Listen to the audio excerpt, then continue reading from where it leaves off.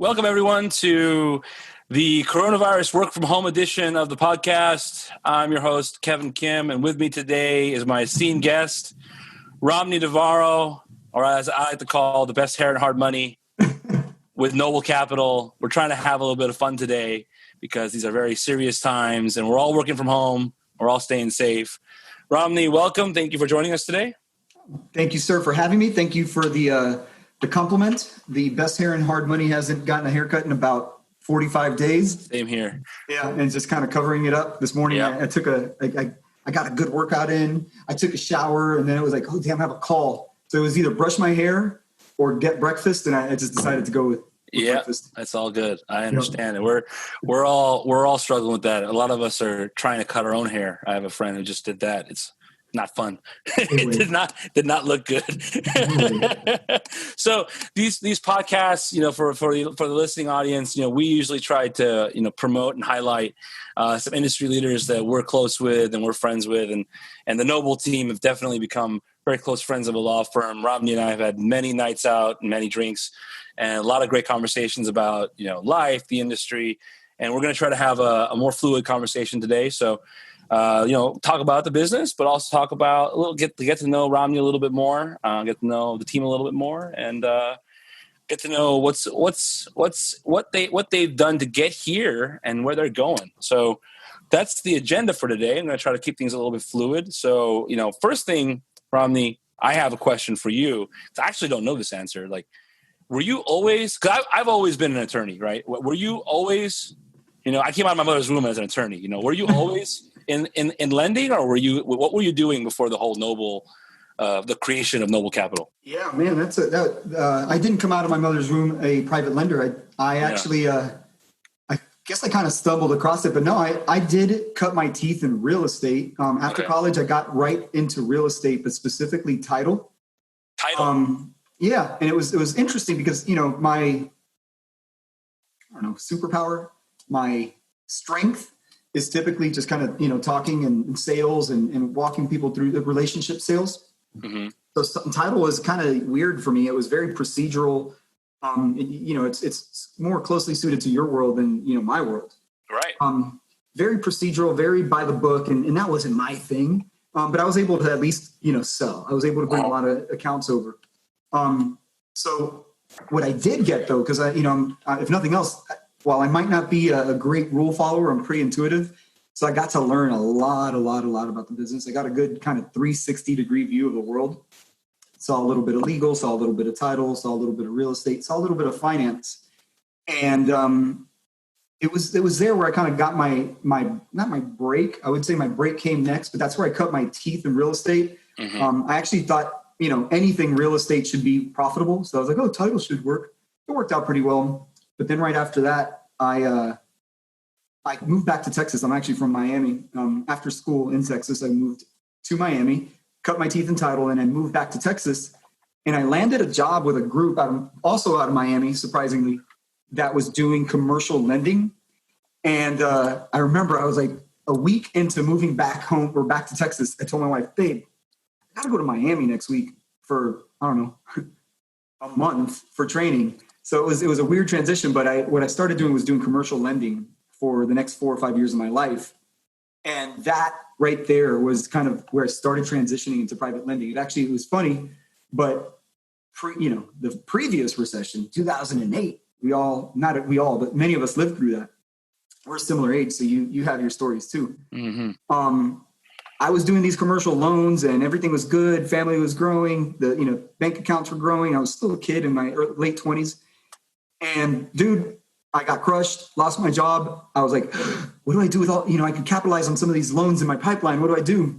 And I found this kind of weird subsection of the industry, which was called, hard money lending. I was like, everybody's frozen, but this thing still remains a little bit fluid. Right. Let me try to dip my toe. Fast forward, man, I got into hard money lending right there and then post-recession. 2000. I'll tell you the date that I got into hard money lending. September 1st, 2008 was my first day doing a hard money loan. So in the middle, at the height of the crash, I became a private lender. Yeah. No, was Noble founded then, or was it just Romney as an investor?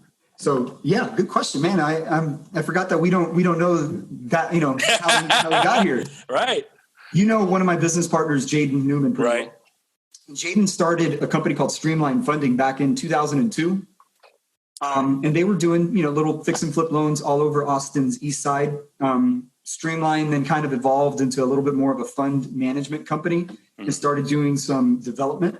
In 2004, going into 2005, in order to kind of show a different brand for its private lending and its fund management, Streamline broke off and created Noble Capital. So Jaden started Noble in 2004, going into 2005, and they started doing some development, so on and so forth. So I actually backed into, it was funny, I walked into Jaden's office in 2008, telling him, hey man, I got a deal that I need funded. Why don't you take a look at this? And what turned into like a deal pitch, or what started as a deal pitch turned into like a job interview. I was like, well, you're in luck. I just got displaced. I've been unemployed for many months. And anyway, I came in. It was serendipitous because they weren't lending at the time. They were doing a lot of development deals. And he's like, yeah, I need somebody to lend money. That's kind of what we do, but we've kind of stopped.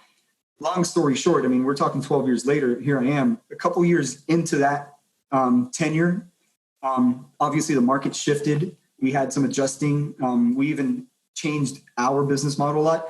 He offered me equity in the company, and as a result, myself and a couple of my other colleagues became business partners at Noble Capital. So I backed into the Noble Capital story. All in trying to get a deal funded. I was just trying to do a little ugly deal to pay the rent or the mortgage. I guess in those days. Very cool. That's very cool. I mean, you don't usually these partnerships are more like, hey, we joined forces after coming out with two shops, or whatever. But you came as a broker trying to get a deal funded, and Jaden saw something in you. So you guys, you joined their team back in 04. No, in 08. In 08. 04 was when he launched. So Streamline was the first company. It was a little hard money lending company in Austin. Right. Then Noble was launched specifically to capture investor capital. Right. And Noble and Streamline have always been kind of one and the same, just different functions. So I came in 08. As I mentioned, I was displaced in about April of 08 from my previous company out of Miami called Bayview Financial. Right. I was displaced, and September 1st, like I said, 2008, that was my first day, and about a week later, I'm closing my first deal. I was like, that's great. That's great. Yeah. I mean, you're a lot of the kind of leaders in our space have come from that world. We see a lot of guys coming out of private, out of the mortgage market, out of the title market, out of the real estate market, and they start practicing in 08. And we did too. We started in 07 as a firm. Anthony started the firm in 07. So we started right smack dab in the middle of the crisis. And here we are today, 10 years later. So it's really cool to see that story of you guys. 13 years later, Kevin. 13 years later. I know. God damn. Where is the date? Where is the time going? I mean, so I want to take a step back. So you're originally from Miami. You're not from Texas. I am not from Texas. I'm from Miami, Florida. Okay, you're from Miami, Florida. So you went to school in Miami, you went to school in Texas. How did you end up in Texas? Yes, I went to school in Texas. I had a couple of choices to get out of town. I'm part of town in the heart of Miami called Hialeah. If you're not familiar with Hialeah, it is it's God's country, you know what I mean? It's the best place in the world. It's very, very high concentration of Cuban Americans or Cubans. My family's Cuban. And the kind of story there is a little different than what I kind of seen on TV growing up all those years. Not many people necessarily went away for school. Not many people had the opportunity to do so. But I had a brother of mine who moved away. He moved to Austin. I don't remember what year it was, but he moved to Austin to pursue a job, a career. And my junior and senior year in high school, I'm starting to think about what the hell am I going to do?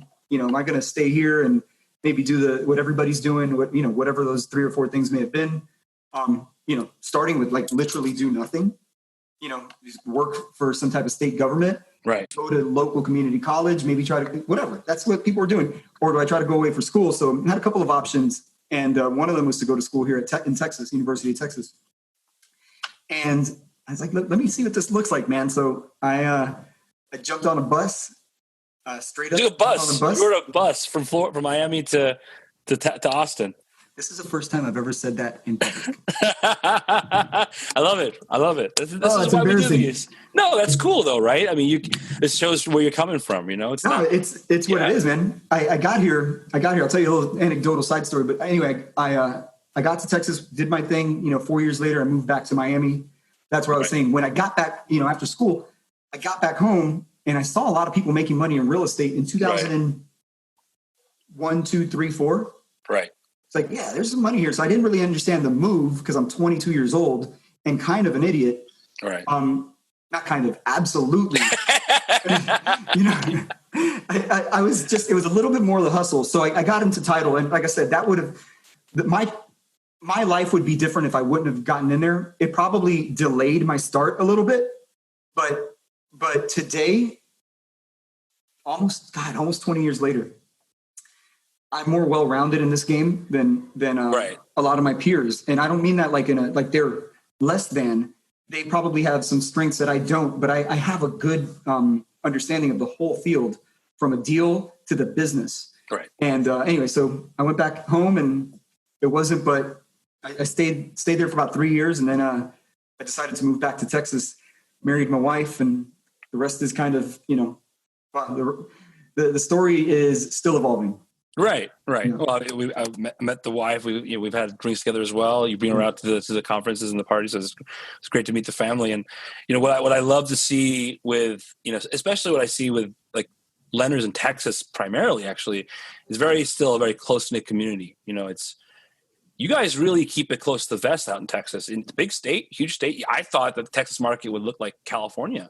Yeah. We've got a massive lending community industry here in California. But what I found is the Texas industry, everybody knows everybody. Mm-hmm. And it's a very, very close knit industry. Everyone, they've all done deals together. They've all hung out together. And, I want to ask your opinion on that, like the Texas market. Because first thing I want to let the audience know, you guys, for a long time, you guys were focused in Texas only, right? You guys were focused exclusively in Texas, right? Yeah. Wow. Kind of coming up when I came up in our market, which was kind of wrapped around the recession. Right. Like I was already in the game before, and then I, of course, stayed in the game after. There was a lot of resiliency to the coasts. The coast got smashed, and we had a little. We were resilient. So what it is, we could kind of throw theory out there. My theory is we just got a lot of land, dude. So at the end of the day, there's space for people to come into town, and there's still more space. Even if California floods us, or if New York floods us, or Chicago floods us, or South Florida floods us, there's just space to grow. So I don't know what the COVID look like in terms of growth. My assumption is none. But every single month for the last however long you could count, growth here has been insane, to the tune of I've heard numbers where the numbers are so extraordinary that they almost seem made up. So people continue to move here. That is creating obviously a need for housing. That need for housing is satisfied by flippers, new home builders, and developers. Those are the people that we serve. It's a beautiful little cycle. And I think we're still going to remain resilient even with the outcome of whatever happens now. I'm starting, knock on wood. It feels like it's going to be more of a quick valley than a long recession. Let's hope. Yeah. And I was a little bit worried talking about COVID on this podcast, but you know what? Let's just talk about it. I mean, you have to, right? Exactly. You have no choice. I mean, we're in our home offices. We haven't had haircuts in a while. This is the reality. And I saw a YouTube video this morning about a young woman who was interviewing, who was telling herself in January of 2020 what to do. And it was just depressing video to watch, except for the fact that you should buy Zoom stock. That was the most hilarious part.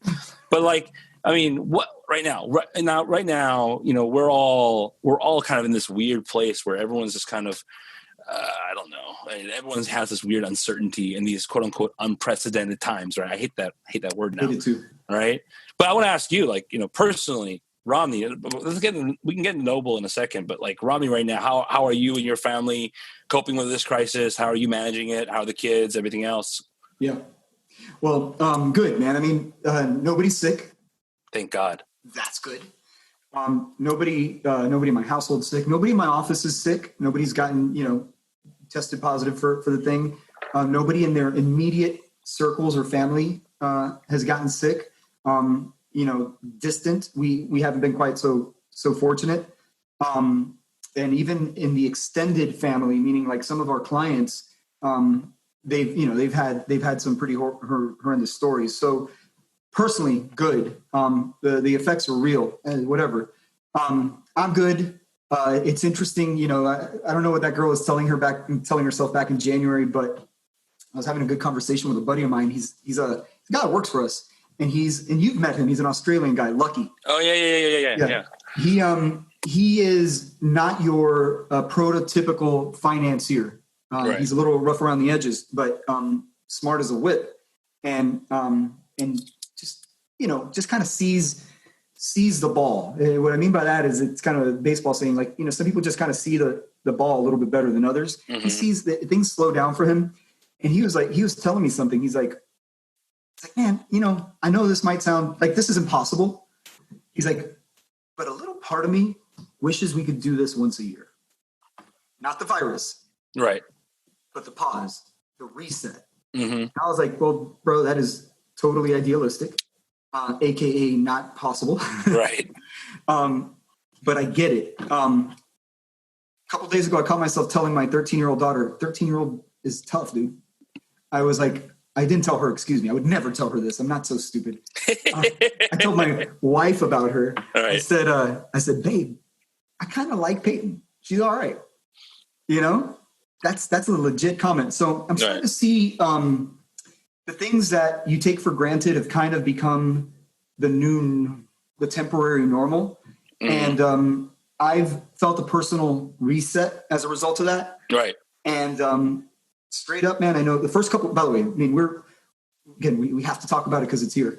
When this whole thing started, there was a little bit of panic in the media, in your heart, in the company, in your client base, everywhere. There was just panic in the marketplace.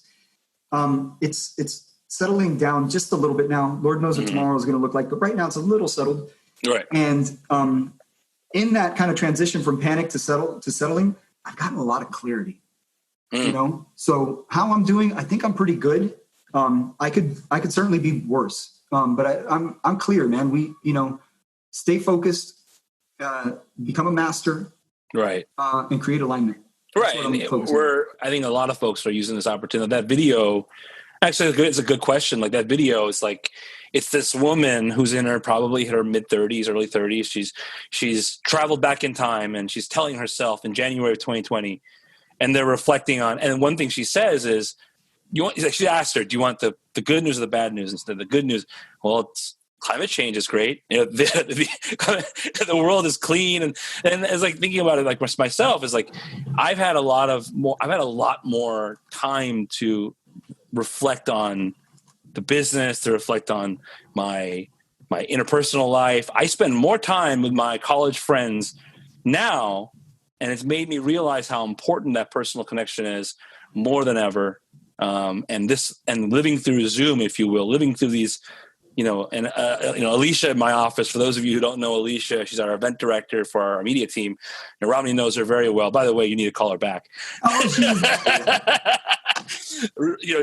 she's a very, she's very, extroverted person. She's like, the first thing I'm going to do is I'm going to hug people. And it's really interesting. I'm not a very big hugger, but it makes me think about how valuable, that interpersonal connection is. And it makes me really reflect on how important relationships really are in our business, but also in our lives. Because we overlook that a lot. We're so focused on getting the next deal done. We're so focused on getting, the next sale or the next, investor in, or planning for the next quarter's goals, and how are we doing on financials? But we're overlooking a lot of the personal. So I'm personally very excited to get out of this so I can go out and hug people. Hell yeah. Hell yeah, man. I had a real difficult conversation. I had a real difficult conversation with somebody the other day. It had to be done like this, like what you and I are talking about. Yeah. And I, it was so surreal that, that conversation would have probably ended with a handshake, a hug, something. And it ended with a kind of a weird sign off. I don't remember how it was. It was just like, I don't know. And it was, but anyway, I can't wait for that to happen. I, kind of trying to move off of the COVID thing, but just generally speaking, as people that are, leading their businesses and, in a lot of ways, your family. I mean, my CEO is my wife. She's downstairs. I'm asking her to bring me something, via text. So if you heard that, my bad. You're good. We have to remember this little time and whatever the silver lining was. Right. And I think we will, because this was hurt, dude. I heard somebody, I think it was Steve Forbes, during the panic, mind you. He said, our economy just got hit with a sledgehammer. Yeah. And that perfectly said, this thing just got rocked. So there is no, when you pick up these pieces, you'll remember how you're picking up these pieces, right? Mm-hmm. And I hope on the other side of this, I could kind of look back to this, because I do look back to 2008. I really do. Right. In fact, I still make decisions based on some of the shit that was going down those days. Mm-hmm. Right. In fact, we make decisions right now. When we got hit by this sledgehammer, we made a couple of decisions based on wisdom, I wouldn't call it wisdom, that's a little self-serving, but based on some things that we learned back in those days. In particular, this is probably the biggest one, and it's, knock on wood, man, it's working right now in our favor. One of the things that we were criticized on, if you will, was not acting quickly enough. Mm-hmm. Back in 08. Mm-hmm. In 08, it was it hit us slowly. Yeah. This time it was a sledgehammer. Right. But so this time we acted, we took action quickly. And it hurts a little bit when you take action, but taking action is also meant to protect. So, not to get too abstract, I'm talking about, protecting our funds, protecting our capital. Oh, yeah. The market is adjusted, values are adjusting. And we just said, hey, hold on, let's figure out what is going on here. Right. Hold on. As compared to just continuing skipping down the yellow brick road and then getting, smashed again. Mm-hmm. So you learn from these things and you draw from these things. And I don't know exactly what it's going to, that one thing that we're going to learn from this kind of sledgehammer is going to be, but I suspect it's going to be, find that piece in what's really important. Basically, I don't know. It just feels like we were winding time several hundred years. To focus from a business standpoint, I'm just amazed. I'm so deflated in a lot of respects because I can't. This is the time of year where I'm out there shaking hands and kissing babies, right? I'm seeing my clients, I'm seeing my friends, we're talking business, we're talking shop, talking the industry. That's not happening for me. So that's one of the things that, from a silver lining perspective, I am so excited to double down and do more of that when all this is over. But even from a lessons learned, a lot of us, I think a lot of our industry is actually taking a very, very smart kind of approach. They've learned their lessons because they got hurt so bad in the last recession, and their memories are not short. Thankfully, the memories are not short. Wall Street has a short memory. It's always a joke, but our clients are not our industry. We're not too much Wall Street people. So I feel like our industry is being really smart about it. They're really learning. They've really learned their lessons. But I think one of the things that, from a silver lining perspective, is that we're really going to take home that relationship game. I think everyone's going to really double down on those relationships. I think it's the value of that, because right now what I'm seeing is everyone is relying on their relationships and trying to support each other. Right. And whether it's, me sending, clients who are just originators to you guys to get deals done, or, I'm sending loans to my, more larger clients who are buying, whatever it is, we're trying to provide support to the industry, and we're not charging anything. We're just saying, hey, let's support each other as much as we can. And I think that is something that people are going to reflect on and have a warm, fuzzy feeling about. Hopefully, I'm hoping that it's kind of becoming part of our fabric right now, though, and that's the part that I kind of get. I like that. I love that. It's a correction in some ways. The best way to, you remember when you were your own IT guy and you would have a problem with your computer and you'd hold the reset button for 10 seconds? Oh, yeah. And then you turn the computer back on and everything was mysteriously fixed? Yeah. Maybe we're resetting just the way we should be doing business. And you said it, man. I mean, it is relationship. I actually, again, we could talk theory all day long. One thing I learned in 2008 was local money. It is the one that kind of shows up and responds. It kind of answers the bell. It's residual. It's more resilient too. It's more resilient. Yes, it is. And it's also got more, it's just built for this. Yeah. Whereas institutional, that larger money that doesn't necessarily know the nooks and crannies, has a hard time entering. They're able to enter a lot easier when things are just when things are great. Yeah. Like nothing could go wrong. Yeah, and you saw that. I mean, when did they enter, right? They entered when the market was at its peak, and it took them a while to get in, right? And once they saw this, you also saw the non-QM market blow up too, right? So just all this institutional money flood in. Non-QM was a blip on the radar and became, trillions of dollars in originations overnight. So I mean, definitely you're absolutely hitting the nail on the head. I can't stress that enough for my clients. I tell a lot of my clients who are fund managers who are like, I tell them, look, you're in the best situation because you have resilient capital that trusts you.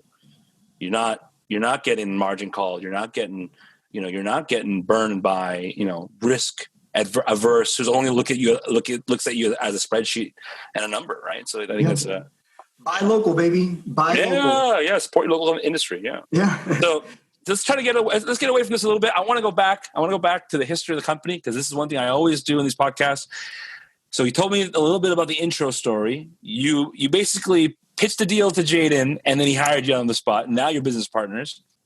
So were you business partners right away? No, it took a couple of years. I was working there. Okay. And but I was, we didn't have much of a lending company for the first few months that I was there. Then it turned a little bit more into a thing. And then as things were settling down a little, that's when we kind of had that come to Jesus. Right. And here we are, man. It's been 10 years since then. It's certainly been a ride, but yeah, it took a few years. Okay. So you guys shifted into lending roughly in the beginning stages of what we call private lending, right? So 8 to 10, right? You're ramping up the lending business. 10 to 15.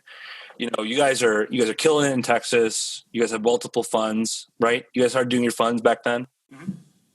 And we were heavy on direct investors. However, in fact, when we met, we were probably 80% direct investors, 20% funds. Mm-hmm. Now we're probably like 99% funds. And we have a couple of direct investors left, and that's when you say direct investors for the audience, you're placing investors directly on the loan. Correct. Yeah. Back in 2002, when the very first loan was written, it was some guy that needed some money and some lady that had some cash. Married the two. Right. When I did my first loan in 2008, same thing. It was just some lady that needed some cash and some guy. Right. And that's coming back. It's kind of weird. Yeah. We're seeing loan syndications are now a new topic. I'm like, I haven't done one of these in like 4 years. California has always been done it here and there, but since the institutional buyers came in, it became kind of a lowest common denominator, man. We always go back to it. Yeah. So you started with a lot of direct investing. You had some funds. You were about 80-20 with the direct investors. But my understanding is that Noble has also had a piece in the life insurance business. Are you part of that, or are you just part of the lending business? No, I'm part of all of it. Backing up to about 2010.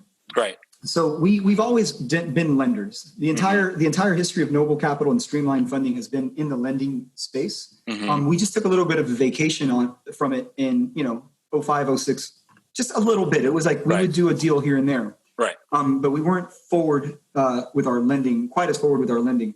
In fact, in those 05, 06, 07 days, a lot of the people who were working with and for Noble have gone off to start their own little funds and little companies that many people listen to this would certainly recognize. So the alumni from those days. Nice. Saw an opportunity to turn it into business models. Well, we've always done lending. 08 came. 08, the market shifted. 2009, the market shifted. 2010, the market starts recovering a little bit easier in Texas. We never took a bath, as I mentioned, though. The coast got smashed. We took a punch in the gut, but worst case, our property values dropped 20% over that entire, kind of timeline. So we had a little bit of protective equity and we were good. Well, there was still a lot of panic in those days in general. I mean, if we think with the panic that we've seen recently is a lot. I mean, back in those days, it was just a long drawn out saga. Yep. And we were kind of captive to the AUM that we had. We weren't having a lot of success raising money. Well, this is an interesting story that I don't tell everybody either, by the way, but this is the way the narrative played out.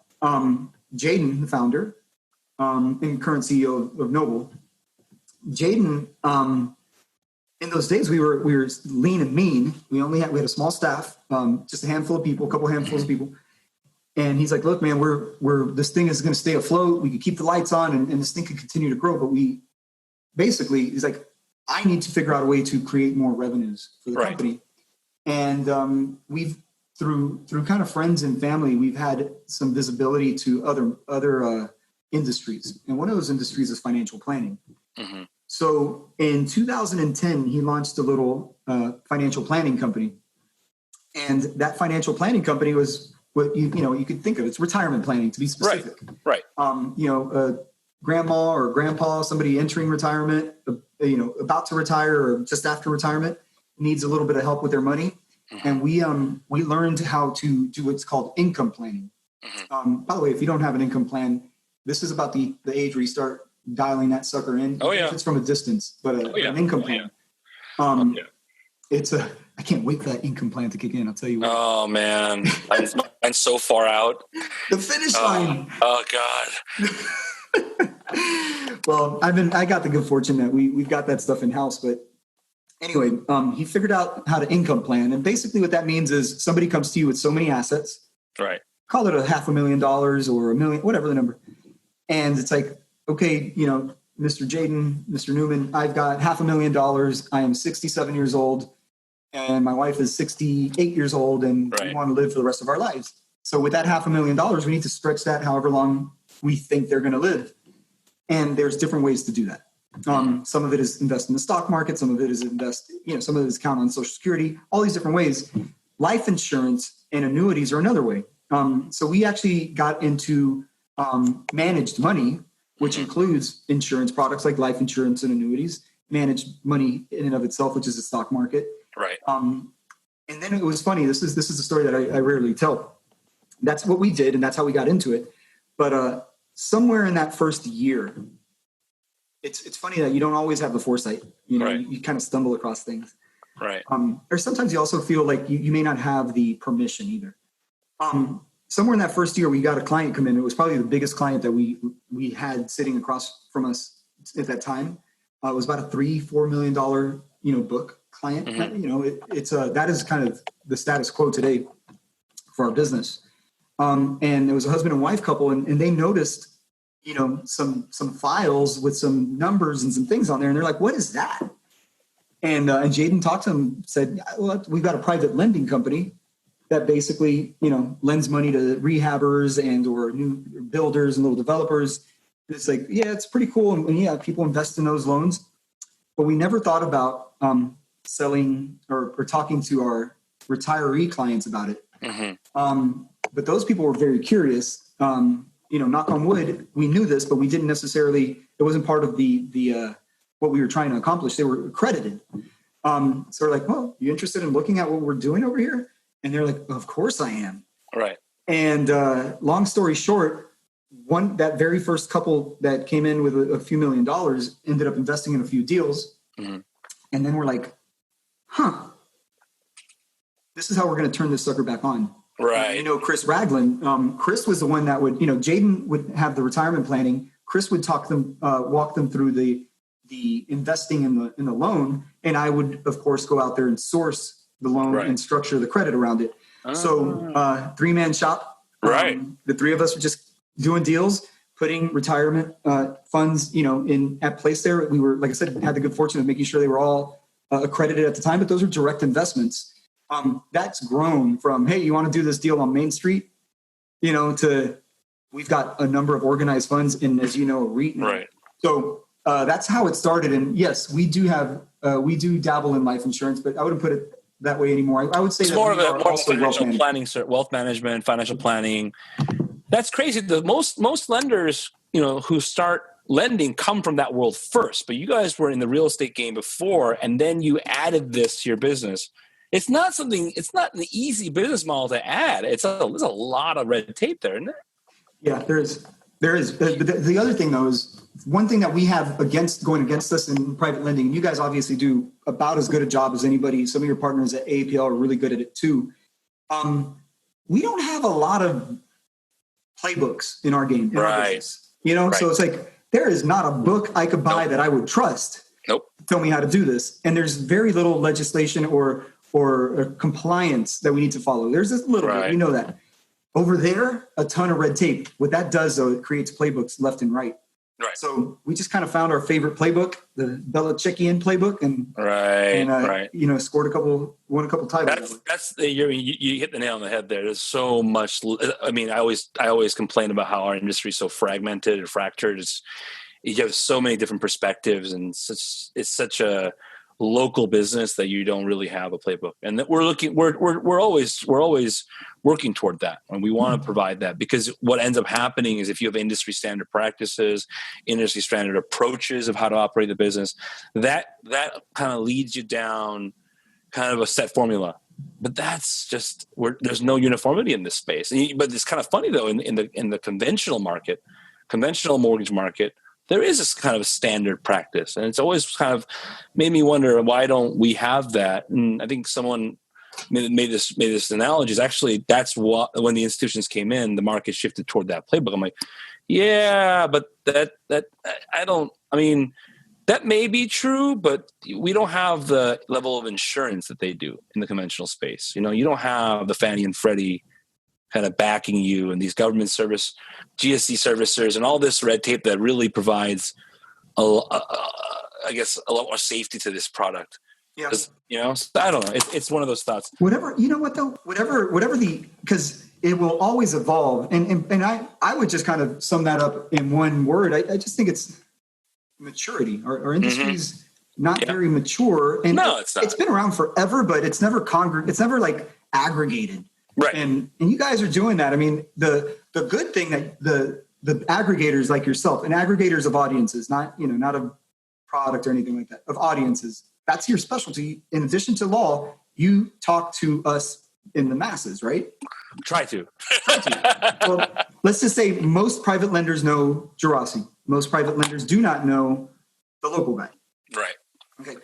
So you guys do a really good job of that. So the good news, at least from my perspective, is that you do bring some uniformity and some normalcy to the space. The bad news, as we aggregate and we kind of make it a bigger industry, is that it shines a different light on us. So now to protect the integrity, groups like yours try to just kind of, fight off the wolves a little bit, like stay out of our space. Right. Whatever the outcome is, if we get as regulated as the more conventional sources, then we'll figure out a way to transact in there. And true. I mean, you're right. I mean, the more, and we talked about this on the industry-wide meeting with AAPL the other day, was, the more we come together and the more we try to standardize how we operate as an industry, the less likely we are to get regulated.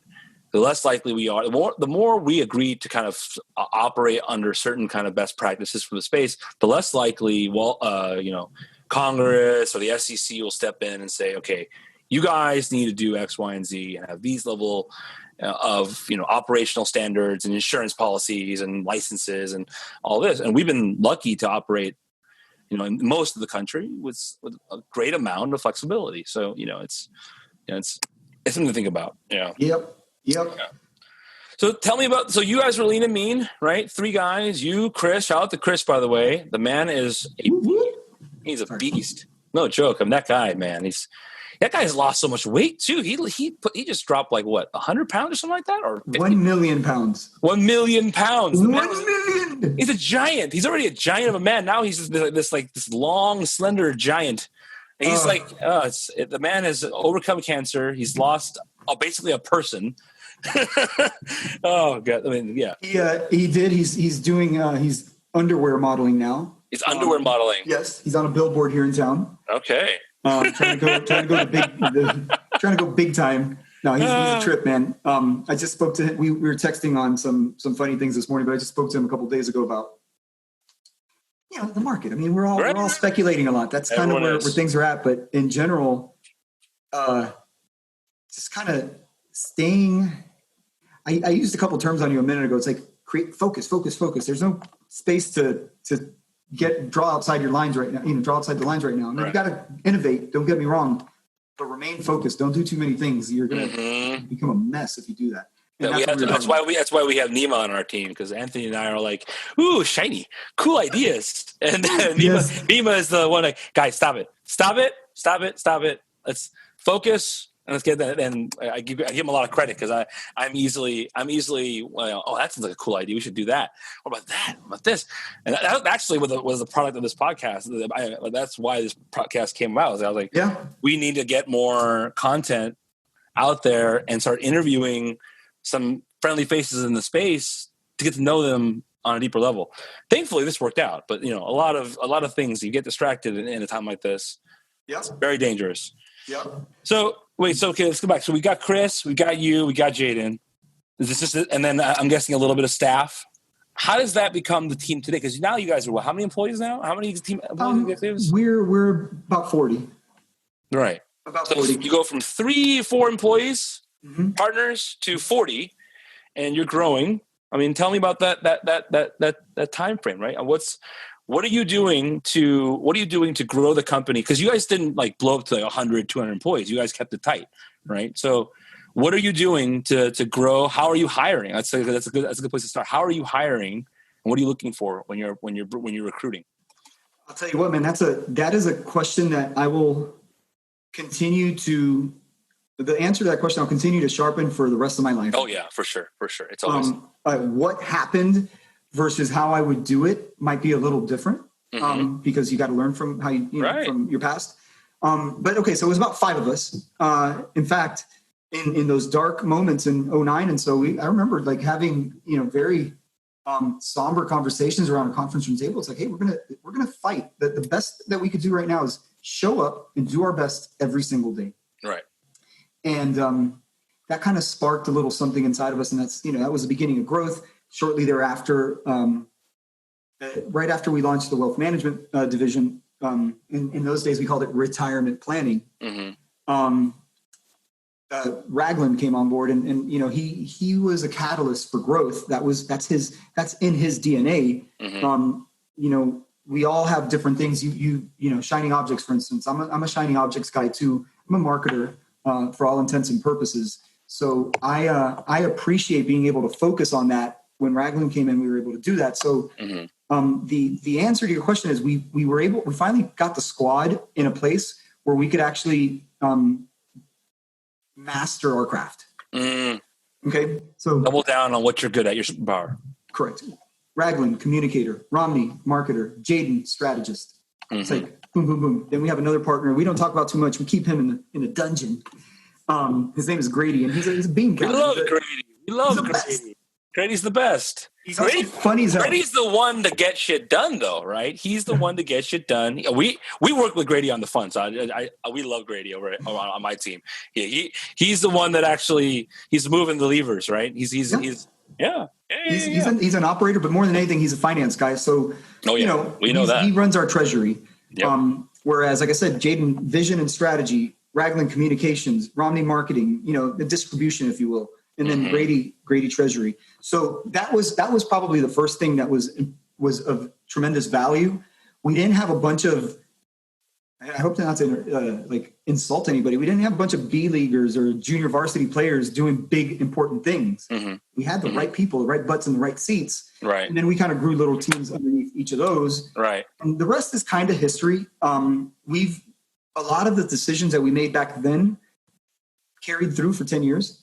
Wow. Some of them, by that I mean like they were built to last. Right. You're lucky in a lot of respects. Yeah. A lot of firms have trouble with that. I get it. I mean, I could leave the firm for a year and we will still originate loans. Right. That was not the case 10 years ago. It was less the case 5 years ago. It is absolutely the case today. Right. Built to last. So, good. Check that one off the list. Now you do something else and we try to continue to grow. So there was a little bit of that. As far as hiring, that was a bumpy one, dude. Mm-hmm. But the good, in the beginning we were looking for smart and hungry. Mm-hmm. Because that's what we thought we were. Maybe I was the least of the four of us, but smart and hungry. And it worked. That one didn't stick quite as long. Because smart and hungry, you can't satisfy that appetite forever. Right. So then we started as we grew a little bit, and we, some of those people, of course, stayed and continue to be a important part, like cornerstone of our business.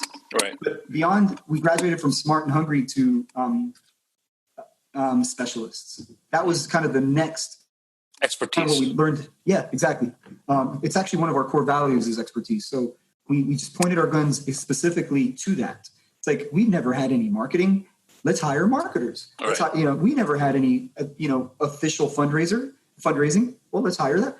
We never had anybody beyond Grady do fund management. He's got a fund management team because these people were specialists already. They were the experts. We weren't. Mm-hmm. So the first thing was smart and hungry. That got us through the lean years, probably cheaper.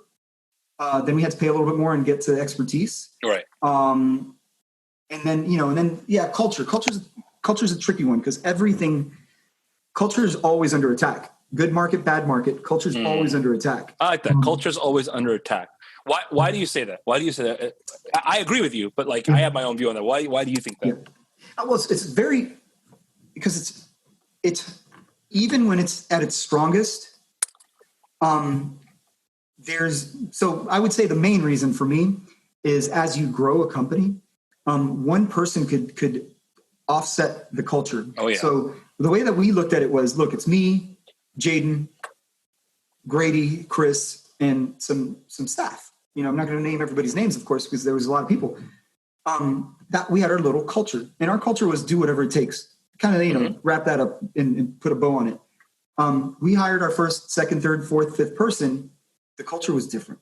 Mm-hmm. It was still do whatever it takes, but with this new cruise.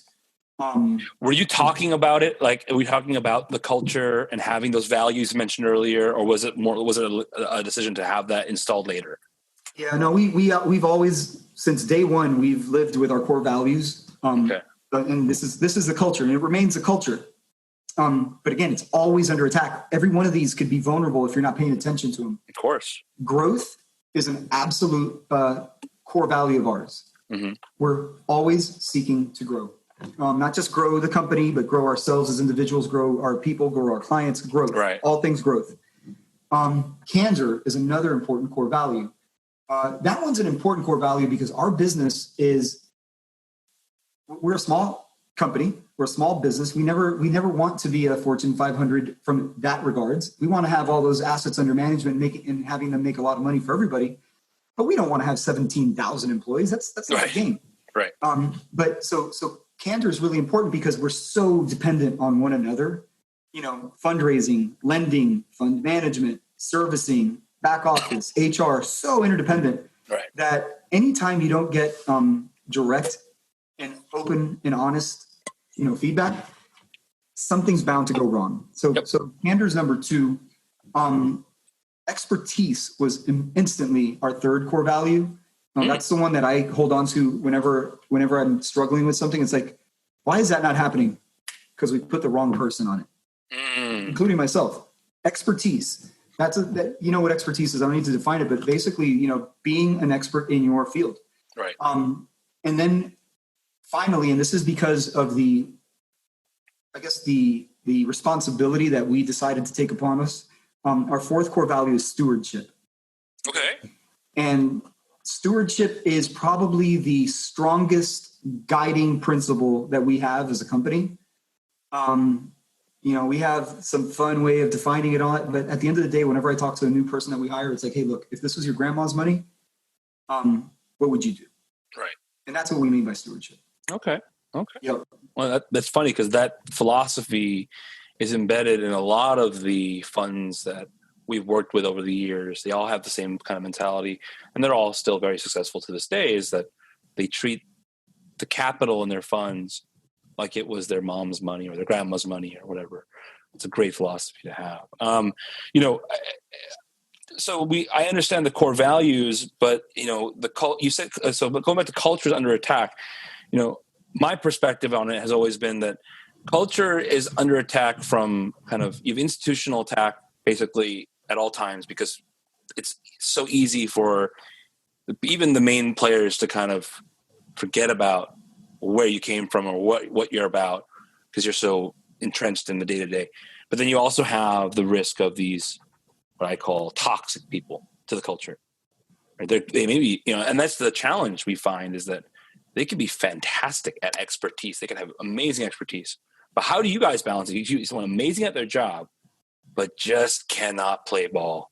You know what I mean? They just, all they want to do is, whatever it is, right? They are difficult. They are not people. They don't work well with others, or it could just be that they're just a huge egomaniac. I don't know. Right. But what do you guys do in balancing that? Because every firm has gone, every company has gone through that type of challenge.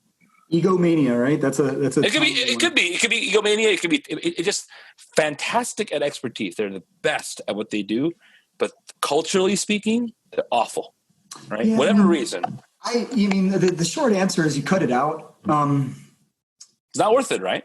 Yeah, Chris would laugh at this. It's basically a cancer, so you cut it out. Right. I had to do that a few times. In my career and in my tenure. And I remember this one person who fits that bill to a T. She was an ace. Right.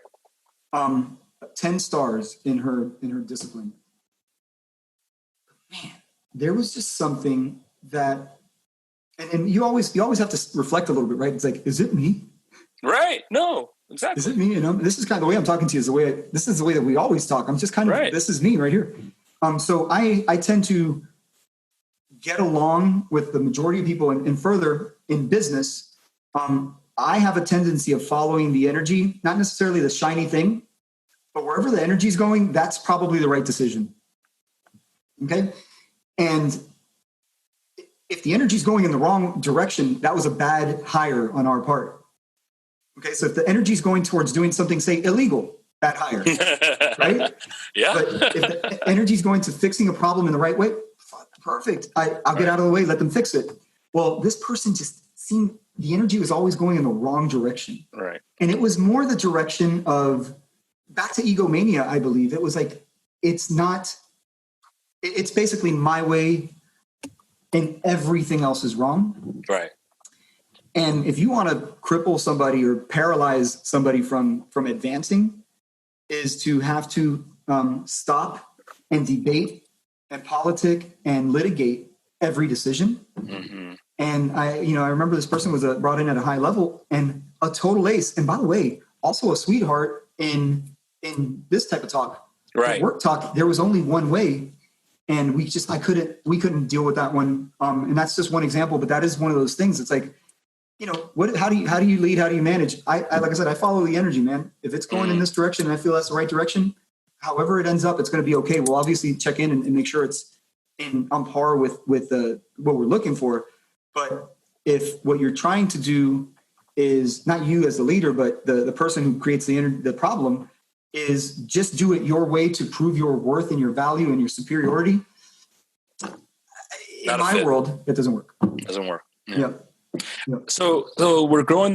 Noble's growing over the years. Was there a moment? Was there kind of like that? I don't want to call it an aha moment or a eureka moment, like a crystallizing moment for the company where it allowed you to get to where you're at today? Well, first of all, let the audience know where you're at today. Let's talk about that real quick. So, Where is Noble at today? You have added a REIT to your capital structure. Last I checked, it was a couple $100 million under management now, or was it more than that? 200 million. 200 million under management. You guys started in 2008 with just doing directs loans to 200 million under management. You just opened beyond Texas recently in the past few years, right? So you basically did 200 million in Texas. Yep. Right. That's where we're at. So yeah, we're a local shop with national aspirations. We're retooling the national launch with the coronavirus thing and whatnot. We actually, I use the analogy. We left the port and we saw the iceberg, so we came back in. Yeah. But as we left port, we started transacting, and we closed a deal or two in that month or so that we were in market. But now we're just kind of taking a step back to see what it looks like, because what we were and what we are is experts in our market. Right. Even if we make a mistake, we have some expertise that could support. There's nothing wrong with it. Yeah, and to be able to do that much volume in your home state alone, it's not easy to say that. I don't know many lenders here, even here in California, who've done that. So, on my fingers, So let's talk about that. So you guys are now at 200 million under management, primarily, almost exclusively in Texas. But was there a crystallizing moment, right? That moment where you guys it took you guys to that point? Because we have that as a law firm, right? We can always we have a pinpoint moment where that was when we started to get serious and we started to just grow massively. What was that moment for Noble? Dude, I'll answer yours if you tell me what yours was. Oh yeah, sure. So it's been a while now. Oh man, so I want to say almost 5 years ago now. Okay. 5 years ago, maybe even 6. We decided we had just moved to our new building, and we decided that because we have been doing a little bit of everything. We've been working with banks, we've been working with real estate companies, we've been working with lenders. We've been mostly with lenders, but we were kind of all over the place, right? And we decided, you know what? Let's bring on a consultant to get our business serious. And Anthony had just joined the Entrepreneurs Organization, and he started getting coached, and we started getting really serious about treating our practice like a business. And lawyers are traditionally terrible business people, and Anthony is actually a better business person than he is a lawyer. I always make fun of him for it, but he's a great lawyer, but great business, sure, great visionary. So, and at that point in time, we were kind of trying to figure out who we were as a law firm. And we hired a consultant to help us get organized, get our goals in order, get our culture in order, define what our values are, and was really the birth of what we know of Gerasi today. And it was not who we were when I first joined the firm, 6 years ago now. So that was the crystallizing moment. We got serious about who we are. We defined what we're about. We defined our values. That year to the following year, we grew 50%. And then the next year after that, we grew 65%. And the year after that, we grew 50%. So it's just consistent growth. We grew so fast that we actually have a lot of stretch marks right now as a company. We've got a lot of things that we need to work out. The growing pains are real, right? So that was us. How about you? Yeah. How about Noble? We're on Zoom, so you could probably even show some of those stretch marks right in here, maybe. Right. So look, we've had a couple. We've been at it long enough, as long as you guys. Like I said, in 2002, the company was one thing. I came on in 2008. Right. And here we are in 2020. I would say I'll say there's probably 3 pivotal moments that each were kind of a step towards growth. The first one was, I've already kind of told you, the aha moment was when we're creating revenue streams for survival and I guess ultimately that in those days, the revenue stream was to support our own personal income. It's like, I want to cover the nut. Right. And not put a burden on the rest of the company. So the first thing that we did was launch this wealth management firm, the retirement division. And when we realized that there was an interest from retirees in this thing that we do, that was first it started as a light bulb, and then it became the pivotal moment, because we realized that it stacked up. If you benchmark what we were doing against things like just call it the stock market, landlording, even insurance products, which are the safest products out there, we benchmark real well. Oh yeah. And so when at first we were like, well, yeah, let's do this. That's one way to raise money. Check. And then it was like, this isn't the second moment, but this is when it crystallized and it became the first kind of that first, shot out the gates, it's like, dude, we're actually doing these guys a favor. Like, yeah, let's put 10% of their portfolio into private lending. They're insulated from the stock market. It's something different than the life insurance. A lot of people, there's a negative connotation a lot of times in life insurance. And that moment was important because at that point we realized marketing was the most important thing. Mm-hmm. So we started marketing. It's like, look, you don't have to retire just with this, this, and this. There's this old adage called the three-legged stool, which is Social Security, savings, and pensions. And all three of those things are super brittle at the moment. Some of them don't even exist. My daughter 13-year-old daughter couldn't tell you what a pension was or is. Probably couldn't tell you what Social Security is. I'm not sure. Anyway, that said, those old ways were gone. So we brought in this thing that was private lending, and retirees started just, loving it. And obviously it still works in their retirement income. Fast forward, we were kind of shaken to our core in about 2016, 2017. The guys up at Renovo, shout out to those dudes. We were talking to them about a deal, and we were talking a lot about credit quality. Mm-hmm. And we were talking a lot about, a lot of things, but what we were leading, the conversations we were having, we were talking a lot about business, scale, business theory, all that stuff. Right. And these guys were so, they're a lot of things. Very fortunate group too, the way that they're capitalized. But one thing that they was focused, and they were focused on the client. Mm-hmm. Dude, they just had to say it. Mm-hmm. We shifted our focus from the funds, if you will, to the borrower in about 2016, and it was just a catapult. Mm-hmm. If we focused on the borrower's success, we're going to be okay. Right. So that was a real important moment. It did so many good things. We also grew 100%, like 2 years in a row right after that. And here we are kind of with our stretch marks. Yeah. It was great. Fantastic. The best thing that came of that, well, not the best thing. One of the unexpected consequences, though, today, my book of business is cleaner than it's ever been. Right. I have the cleanest book that I've ever had. I would put it up against anybody's in the country. My clients pay on time. We're in the middle of a crisis, 99.4% paid payments already this month. That's where we're at. So that was a big, important moment for us. And then finally, and this is an interesting one, because this one I share kind of indirectly with you. And I'm sure you could retrace these steps, because you actually sent me a text to trigger this whole thing. We were in Las Vegas for, I believe it was one of your conferences, maybe. And we're in Vegas so often, man. we could have just seen each other for all I know. Right.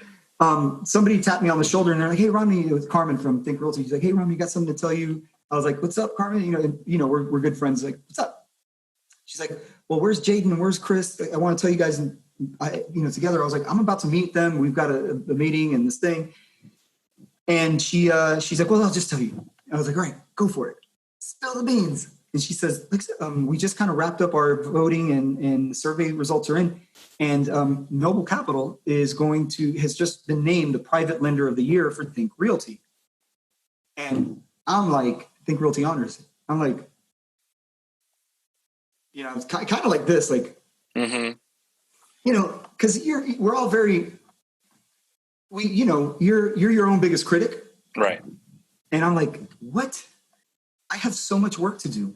But it was an award voted on by your peers, right? So that some people were taking notice. Didn't really mean a whole lot to me. Well, let me rephrase that. It meant a lot to me, but I was so humbled that I was almost like embarrassed to accept it.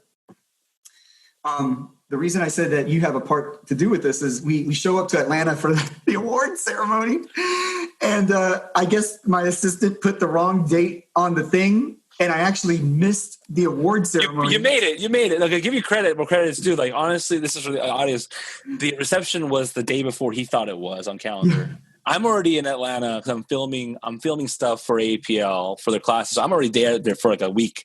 And so I'm there early. And, Linda, the director of APL, talking about the award ceremony. And I had just confirmed with Romney. He's like, yeah, I'm going to be there. Let's hang out. What we didn't both know was that I thought it was one day. He thought it was another day. I was right. He comes about like an hour late, like 30 minutes to an hour late, but he's still there, close enough time to take pictures. Fully dressed, by the way. You were in your shirt and tie. You know, we're wearing the full clothes in Atlanta. You know, he flew in from Texas. So you know what? You made the photo. You got the trophy. That's all that matters.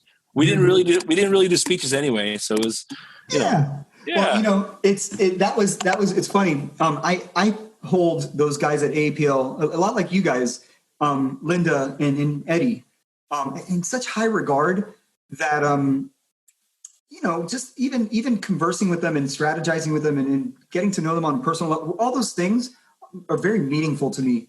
And I forget the business side sometimes. So they gave us this thing. I missed the award ceremony like a total idiot. You send me a text.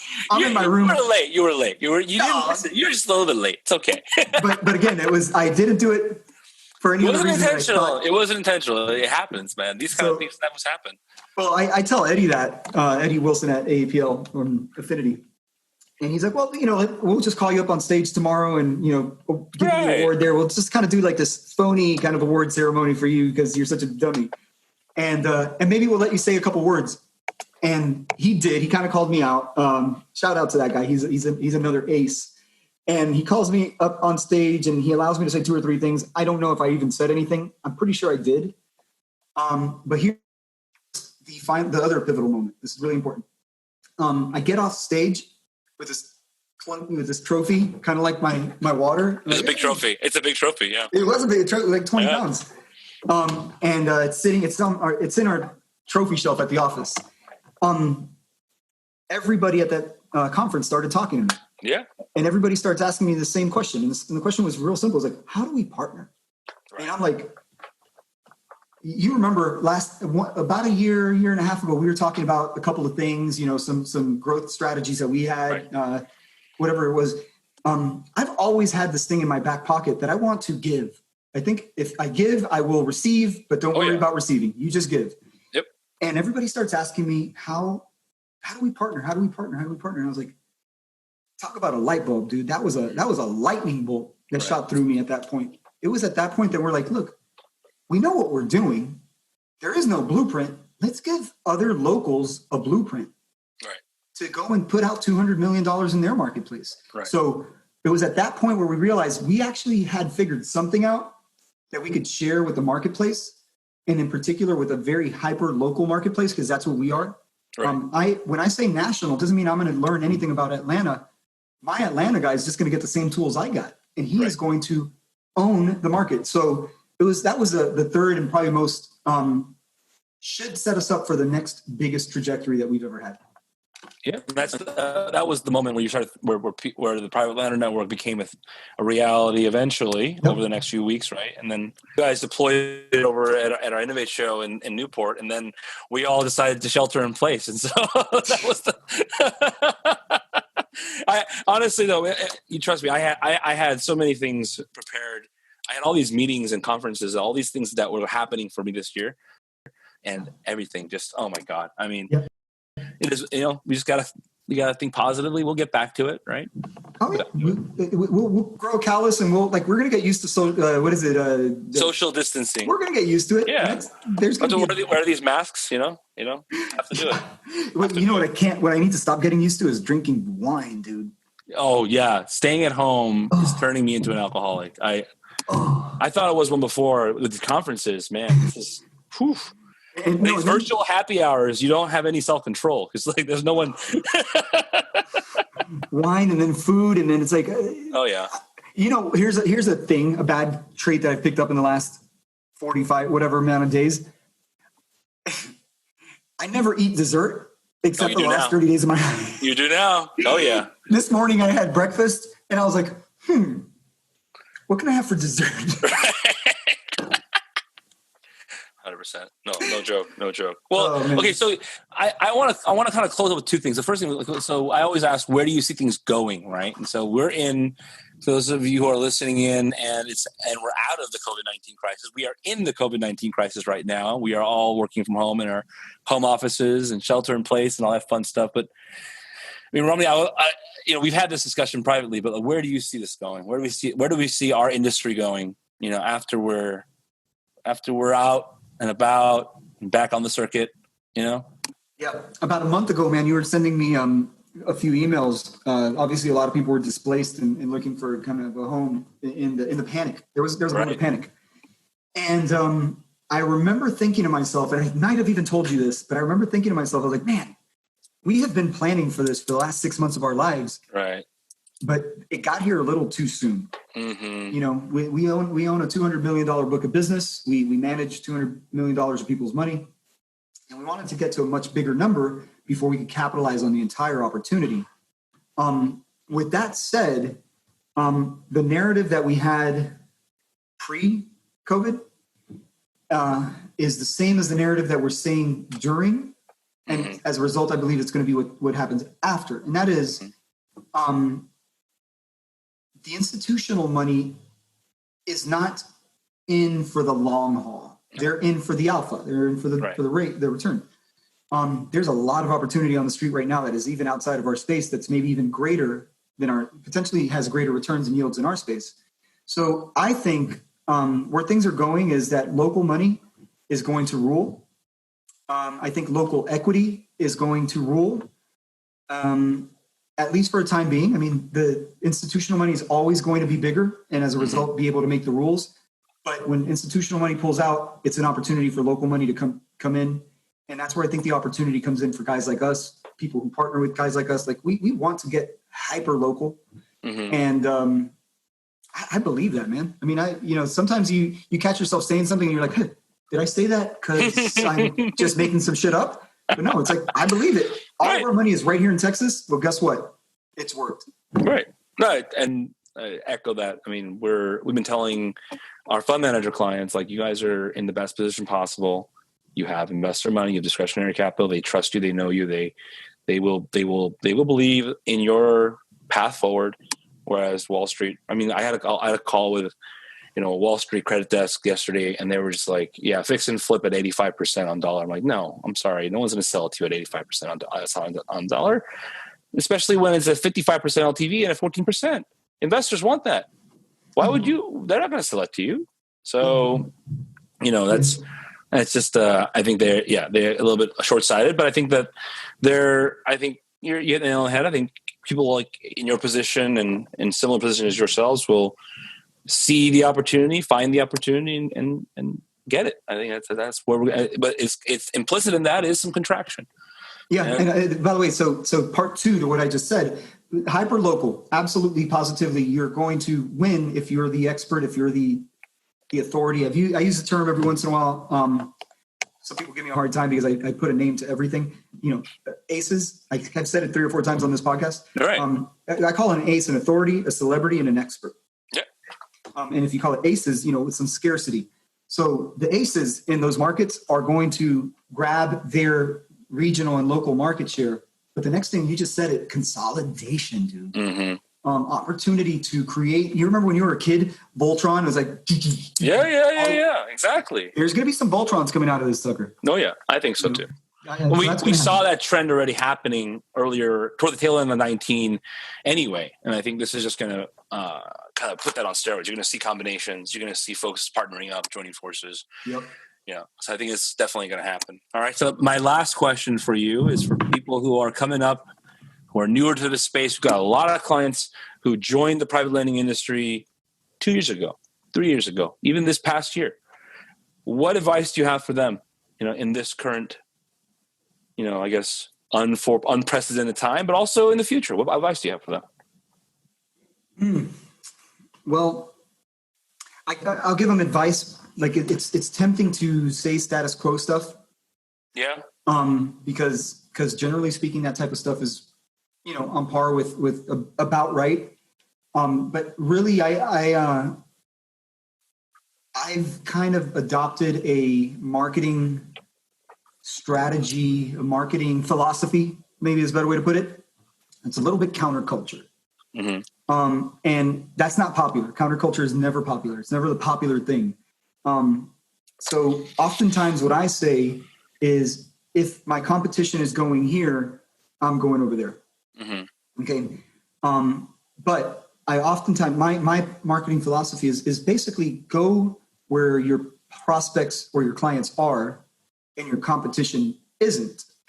That's pretty basic. It's like 1 + 2 = 3. That's all I just said there. But go where your clients are and your competition isn't. If you kind of break that down, it takes a minute to really figure out what that even means. Like, yeah, duh, Romney. But what I mean is, you got to do things a little different. So, while what I'll tell you isn't necessarily the broadest stroke answer that everybody could necessarily get behind, I could tell you that we are going to focus on being different. And that will attract the tribe. So what I could tell, somebody coming into the space is, find your niche and do your own thing.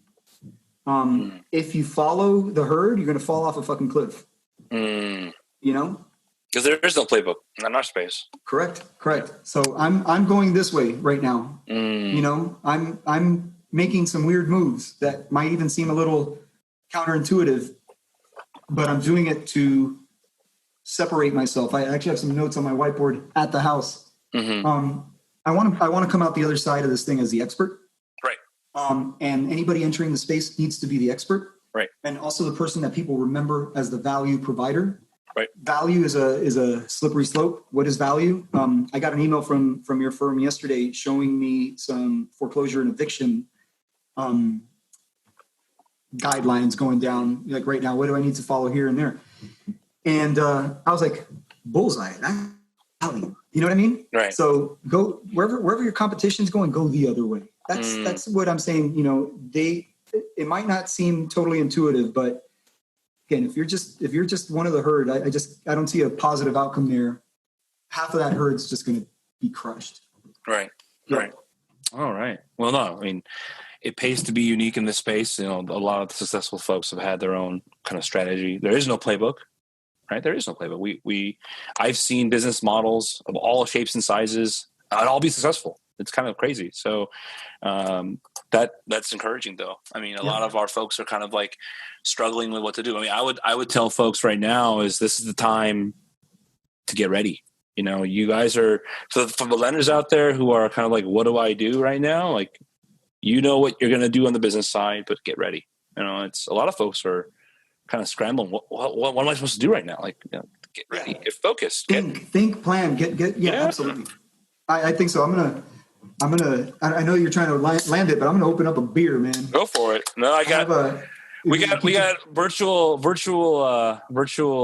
happy hours coming up soon. So cheers to you. I got my, I'll shoot my vape. There you go. All right, guys. I think that's going to be it for this episode of the podcast. Thank you very much, Romney Navarro, AKA the best hair and hard money, CMO over. Not the first time you haven't seen it fixed. There you go. For those of you who don't know him, Chief Marketing Officer over at Noble Capital and Streamline Funding, and our friend at Gerasi. Hopefully we'll be able to see you soon at a conference. Hopefully. I can't wait to hug you. That's how bad I want this to be. Exactly. And for those of you listening in, please check out our website for more episodes of the podcast. And we will also be doing some new things. Look out for a virtual conference coming your way in May. Look out for emails on that. But overall, thank you very much, Romney. Really appreciate the time today, and hopefully we can do this in person soon. You got it, brother. Thank you very much. Thank you. Cheers. Cheers.